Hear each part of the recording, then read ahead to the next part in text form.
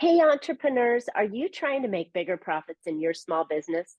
If you're like most of us entrepreneurs, increasing your profitability is always on your mind. And you're probably looking for ways to grow your revenue while growing your company. Well, you've found a podcast that shares ideas to help you do just that. I'm Marcia Reiner. I'm a business growth strategist, and I've helped tons of small business owners to establish and implement a tangible plan that guarantees increased profitability, guides your growth, and plans for your future exit. Building a highly profitable, sale-ready business creates a win-win scenario. That's more money now and a windfall later when it's time to let go. And I'm excited to share strategies that I've learned with you on today's Profit with a Plan podcast. But before we get started, I have some exciting news. I've got a book out new called The Profit Accelerator, and I'm looking for a few business owners to interview about how my book's 12 strategies would impact your industry. Go download my book for free and let me know if you'd like to be interviewed. I'm confident that these strategies can help any business increase their revenue, profit, and the value of their company without having to pay for additional advertising or marketing. Go pick up your copy at trajectoryprofits.com/book-download. All right, listeners, you have a treat for us today, or I have a treat for you today. My guest is Jim Gitney, and Jim has over 45 years of operating experience in corporate America and is the CEO of Group50 Consulting. As an engineer with an MBA, he learned his trade with companies such as GE, Stanley, Black & Decker, Sunbeam, and over 200 companies ranging from startups to multi-million-dollar publicly traded companies during the last 18 years of consulting, delivering double-digit top line and bottom line improvements for his clients. During that time, he always seemed to see that there was a lack of strategic alignment and agreement throughout the organizations he worked with.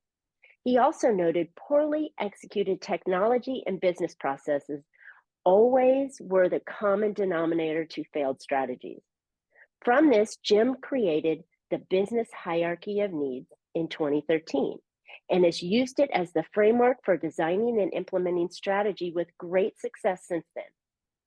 In his new book, Strategy Realized, The Business Hierarchy of Needs, he shares step-by-step processes for turning strategy into result. Welcome to Profit with a Plan podcast, Jim. Thank you, Marcia. I'm very pleased to be here. It's an honor. Yeah, well, funny enough, Jim and I, listeners, are in a high-level professional organization called Provisors. And so when Jim told me he was releasing his book, I was really excited to have him on the show because strategy is super important for everything that we do. But, funny enough, Jim, I always like to ask people how in the world they got into their line of business. And, you've got so many years of doing it. Do you remember what triggered you to move into strategic implementation and the planning side of it? So interestingly enough, it all goes back to when I was 13 years old and I'm redoing a roof with my dad. And he was a plant manager at the age of 37. Wow. And I made him a bet for $1,000 that I was going to be a plant manager before that age. And we made that bet, and I became a plant manager at 36. But so that's a cute way of saying how I got into manufacturing and distribution, because I always wanted to do that. As it turns out, as I just began developing my career with GE and Black & Decker and Sunbeam, I became the fix-it guy. I became the person that they sent to manufacturing processes or manufacturing facilities or even full businesses to fix things. I've been through 11 operational and financial restructurings during my entire career. And that's where I came upon this alignment thing. And while I made it to the C-suite, I've been CEO of multiple companies and chairman of boards of directors, I'm a do-it guy.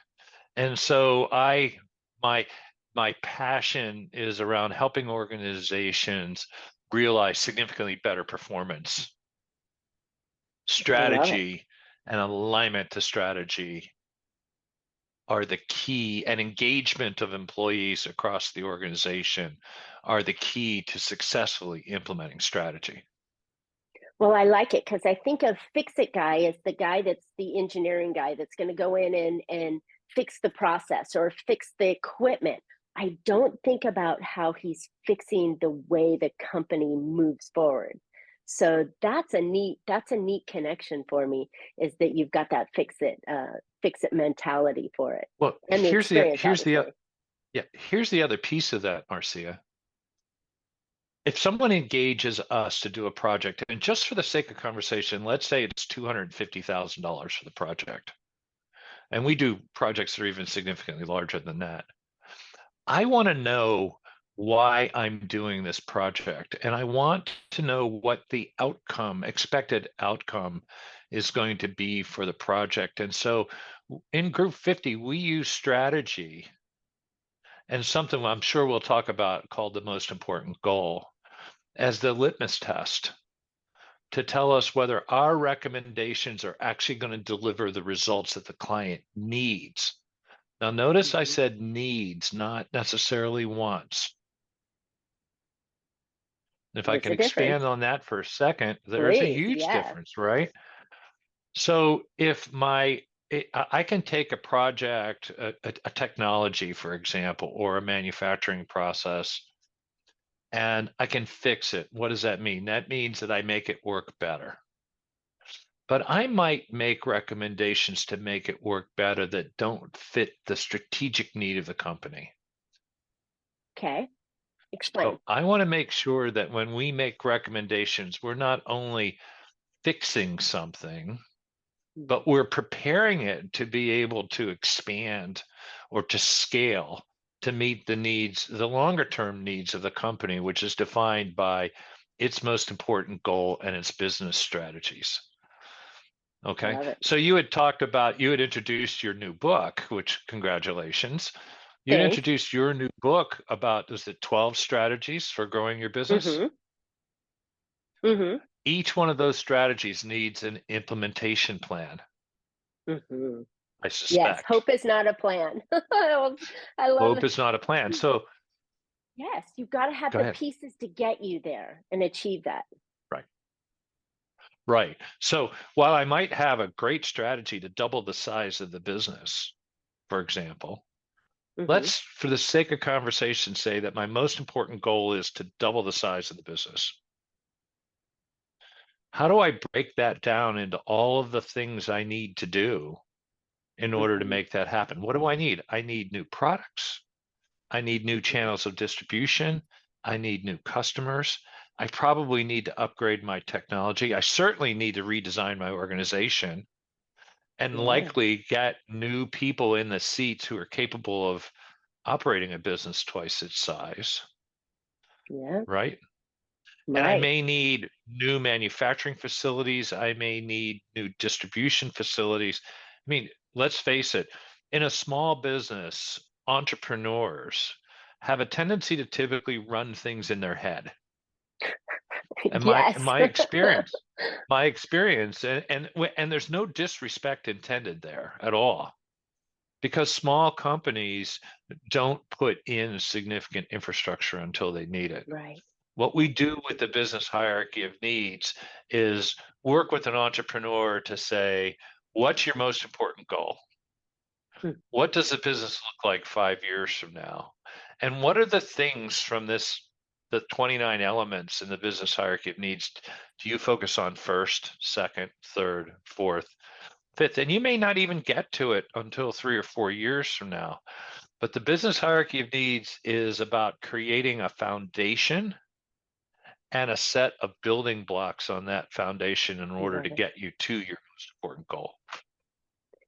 I think that's really great that you've broken it down into detail, because I run into the same problem with my clients. They just say, "Oh, I want to go from a million to 2 million in revenue, or I want to do something like this," and then they only see the end goal, but they don't think back and do that reverse engineering of the things that you have to do in the correct order to help you achieve that. And I love that you pointed out the facts of like, you may not need that stuff now, but you need to be thinking on how you're going to need it in the future. Because if you're producing something, right, and you reach the maximum capacity of your production, then you're going to have to implement new technology or new equipment or even new channels of distributing that in order for you to achieve the next level. So it's thinking Right. through to the details that you have, and I really enjoy the fact that you've discussed that because at least a lot of folks in my space, the smaller, under 10, 15 million, they're not thinking like that yet. Yeah, and what's important for people who operate small businesses is to recognize that they already do the 29 elements in the business hierarchy of needs.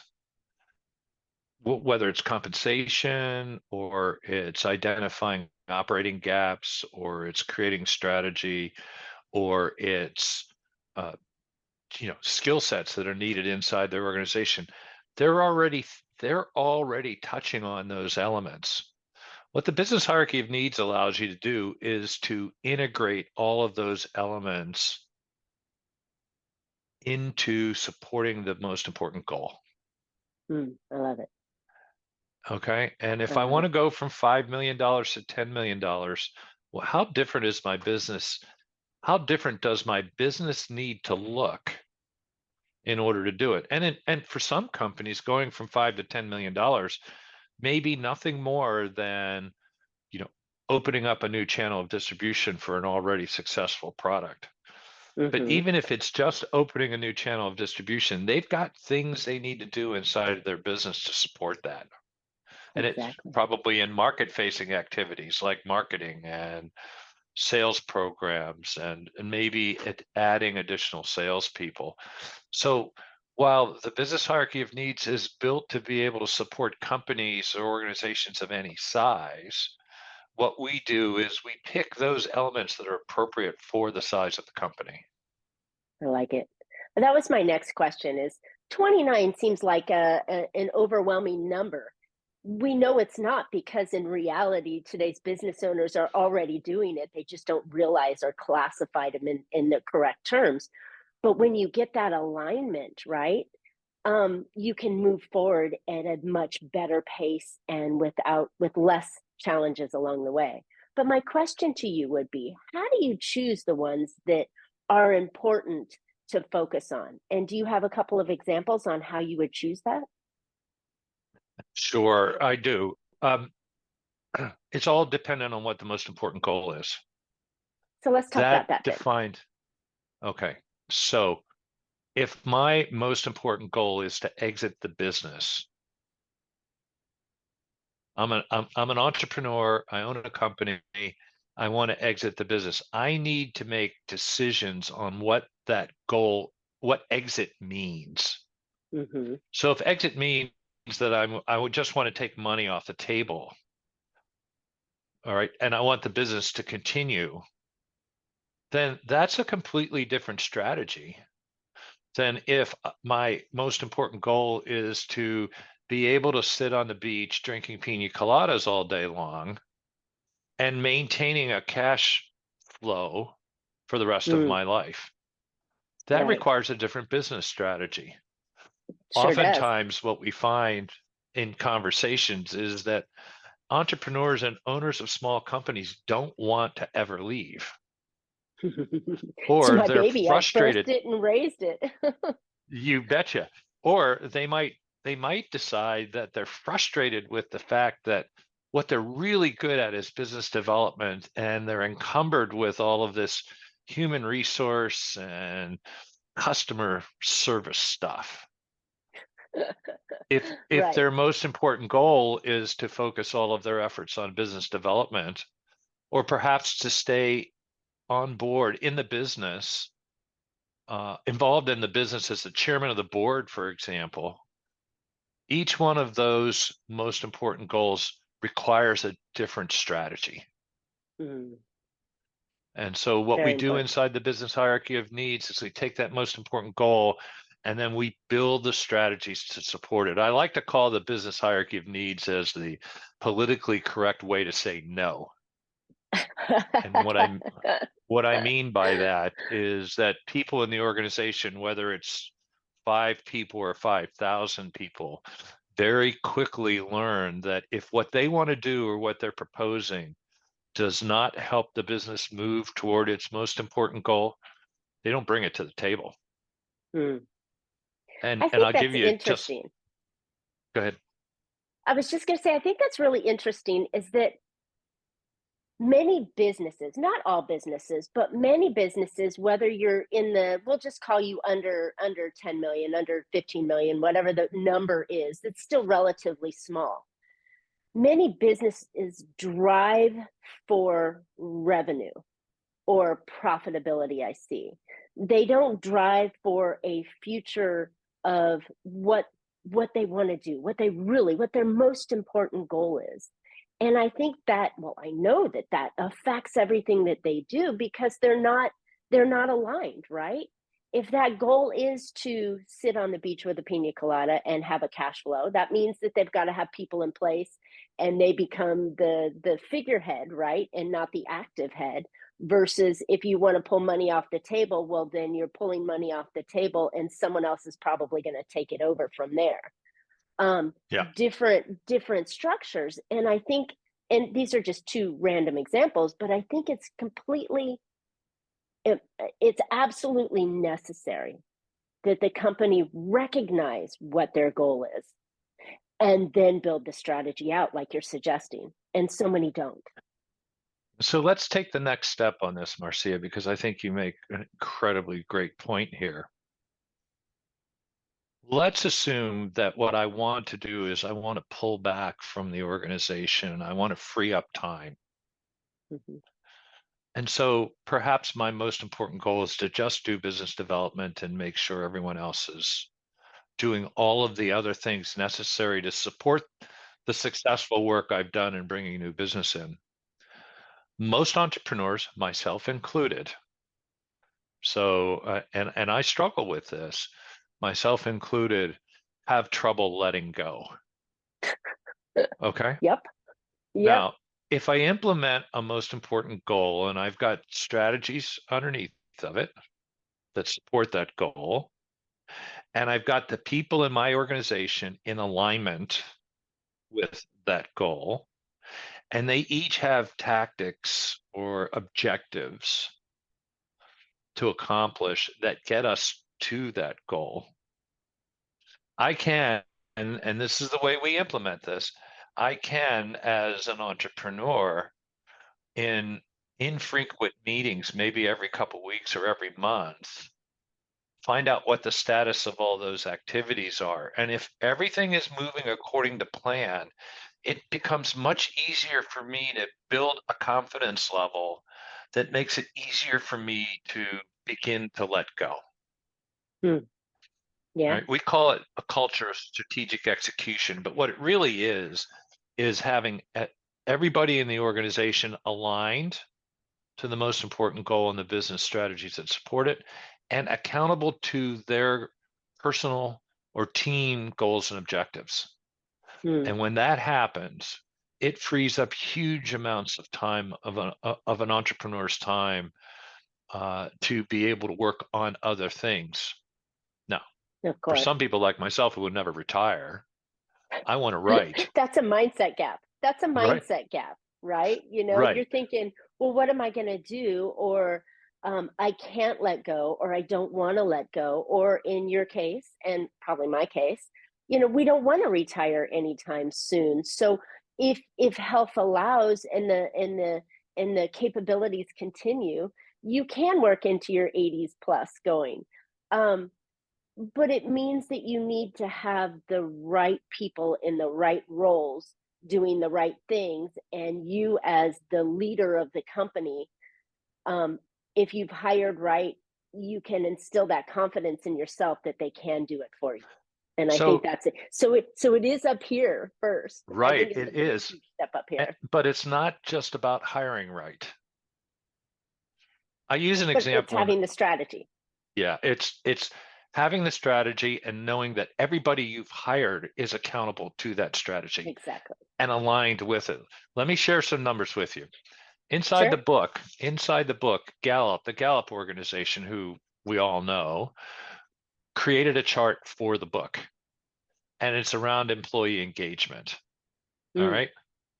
When you engage everybody in your organization around a common goal, and Mhm. they built it because of the business hierarchy of needs. Here are the types of numbers that they see: 23% improvement in profitability, Wow. 13% improvement in organizational participation and citizenship, 10% improvement in customer loyalty and engagement, 18% improvement in productivity. Wow. Those are Those are eye-popping numbers, significant numbers. right? Yeah. Can But you hold on, imagine? I hold mean, on. hang on a sec. If listeners could imagine an 18% increase in productivity just by aligning your team with the strategic goal, that's mind blowing. Right. And that translated to the improvement in profitability is 23%. So there is movement in lowering costs throughout the organization beyond just the productivity aspect, right? But Love it. here are the numbers. So hold on to your hat, because Uh oh. Strategy Realized the Business Hierarchy of Needs is the first post-pandemic book on implementing strategy, Mm, right? love it. When you engage your organization, you see an 81% reduction in absenteeism. You see an 18% reduction in turnover, Mm. right? Expensive thing to turn somebody over to hire again. Right. And you see a 41% decrease in quality defects. And the reason I bring up quality defects is I'm a total quality guy. So I talk about quality defects in business processes, in reports, in financials, not just quality defects in products that you might Mm. manufacture or distribute. So Well, if you it sit, trickles down.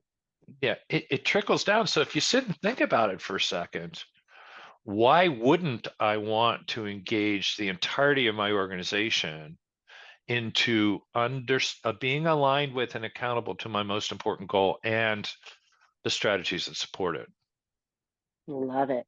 You know, it is really important, and the numbers just proved that, and reliable numbers just prove that by aligning your team and getting them moving in the in the same direction will improve profitability on every single level. But I think this is really important what you said, and you kind of dropped it as a hey, here's the first book since post COVID. We're all in this new organizational kind of a nightmare with work at home, offsite, what they want, the great resignation, the younger kids coming in that don't and won't put up with what we went through as employees in our lives. They're expecting and demanding different lifestyle and different choices. And so the whole world that we're facing right now with the hiring and keeping teams, I think if you had yourself aligned strategically with this goal, right? And this goal benefits the company as a whole, but can also benefit the employees, and they buy into it. That's the magic. Right. And you So can't do that without having everything in line like the hierarchy and the most important goal. you're absolutely right, Marcia. And here's the thing. There have been multiple books written about Gen X and millennials and all of this stuff. I think those books spend far too much time attempting to create an issue that doesn't exist. And here's the reason I'm going to say this. My career is 45 years old. I've always wanted to be led. Hmm. I've always wanted to lead as well, but I'm in somebody's food chain, so I always want to be led, right? But I want to know led to what, by what, and when. And Clear picture.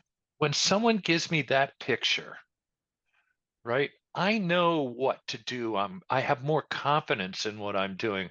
I feel like I'm contributing more to the organization. I understand what the bigger picture is. And Hmm. I think that's a human trait. I don't think that's specific to Gen X or millennials. Right. All right. My kids are millennials and they read the book and they go, oh, I really wish my boss did this. I really wish I knew I that. think so too. So to turn it kind of back around, leadership is from the top down. You're leading the company with an idea and direction and goal. You can get input and so on to do that. But I think it all starts with leadership. If you can lead the company and the team using the hierarchies and having that clear number one goal, the primary goal that the company has, and you can articulate that to the team, that's when you get the buy-in. Yeah, and here's what's interesting. When you have a most important goal and it's consistent, I even go as far as suggesting that the most important goal should be on the startup screen of every computer, right? Yeah, why not? Reminding Right? me I love it. what our most important goal is, right? Or perhaps a rallying cry around our strategy. And we do both of those things in our strategic planning methodology called Where to Play and How to Win, which Love everybody it. understands. Um, but if I have a most important goal, the board buys into it, the owner buys into it, the senior leadership team buys into it. It's much more difficult for someone new coming into the organization to change th change things up or turn it around or go down a new direction, Hmm. right? There's an old adage, I don't know if you've ever heard it. It's called the fish stinks from the head. No, that's gross. Oh, yeah, it goes back to the to early immigrants in the United States. But what it really says is that when organizations are dysfunctional or they don't work well, it's the leadership that causes 100%. that, right? And so, how many times, I know I've been in it multiple times, we've got a path, we're going down this path, we have a plan in place, a new CEO comes in, and they want to change everything up because they feel that's what they need to do, Yep. right? Look what I happened mean, to Twitter. Holy cow. what? Oh, Twitter's a perfect example, right? Twitter is absolutely a Exactly. perfect example. When you have a most important goal established, and you've got strategies in place, and you have the entire organization aligned to that and contributing to that, leaders need to think a lot more about changing things up. Yeah. Okay. And so what we talk about when you bring somebody new into the organization, especially people like myself who are change agents, right? Hmm. I want to start making Yeah. decisions day one and I want to start changing things day one, right? Hmm. But But you if have I to had ease been in. right, if I had been in organizations that had a most important goal and followed the business hierarchy of needs, I would have known immediately what I'm doing needs to accomplish because I And have align with that goal. and align with it. Now, I can't remember I said politically correct way to say no. I can't go around just arbitrarily changing things because this is the way I've always done it, unless I can Yeah. prove that that's going to make a significantly a much more significant contribution to us meeting our most important goal, achieving our most important I love goal. it. I love it. I love it. You know, Jim, this has been really valuable in aligning the path a company should go on, right? And whether you're one person aligning the goal, for yourself, you're the worst boss and the worst employee, um, or you're building a team that has 10, 20, 100, 500, 1,500 people, it's always important to know where you're going. As a strategic planner myself, this has always been ingrained in my mindset. Here's the plan. Here's where we're going. And the worst thing for me is I chase squirrels, so I can change up. But I to pull myself back down. is always that what's the most important goal I'm Right. striving for? And it could be this year or this month, but it is the most important goal. And so everything I do has to be validated by that. Am I moving closer to that goal? Is it making it easier, faster, more profitable to that goal? And I love that you pinpointed that today Yeah, because I think that that's everything. I know that we're talking about entrepreneurs and I know we're talking about strategy, but you can take the business hierarchy of needs and apply it to any organization or even individuals Hmm. that are responsible for accomplishing something, right? If you're Exactly. a leader of a small team of people, but here's what's interesting. I just recently wrote a blog article, you mentioned provisors, on 3 ways that advisors and consultants can increase their revenue, their value add with their clients using the business hierarchy of needs. And you just mentioned it. If everything I do as a consultant or an advisor is focused, and my recommendations are focused on helping the company achieve their most important goal and their business strategies, then I'm now adding more value. And it's likely that my thinking is going to be broadened across the 3 levels: planning, Hmm. organization, and implementation, which in every case we've done that, we've ended up with additional projects. So, this whole concept of the business hierarchy of needs and the most important goal can be applied in many different ways, not just small companies. Absolutely. Absolutely. And well said. And Jim, this has been so valuable today. And it's perfect for the beginning of a new year to focus on that one important goal and align it in. Many people do it in January. I wish my clients, or I try and teach my clients to do it back in September or October, planning for 2023. But you're here, you're now. It's never too late to get started. And I think listeners have found some real great value in this. But where can they find out more about you and the hierarchy of needs? So I just got back from holiday and this was on my doorstep. The I have a website, strategyrealized.com, and you can today buy a PDF version of the book. The Kindle version is launched on the 11th of this month on Great. Amazon. The Congratulations. hardcover launch will be on the 9th of February. So if you want to get a step up and find out more about it, they're on the website, www.strategyrealized.com. You can see excerpts from the book. There are a dozen reviews from business leaders around the world on there, and it gives you an opportunity to find out more and purchase it at now or some point in the future. Love it. And congratulations from one author to another author. I know it is like birthing a baby and you're so excited. You put so much of your sweat and tears into that book. So congratulations on launching it. And I wish you great success with that. Thank you, Marcia. Cool. So I'm definitely going to get a copy when it comes out because I think it aligns with everything that we do when we're consulting with our clients as well, and for our own businesses. I mean, come on, it's necessary path for what we're doing. All right, listeners, I hope you found a couple of ideas to put into your business that will help you be more profitable.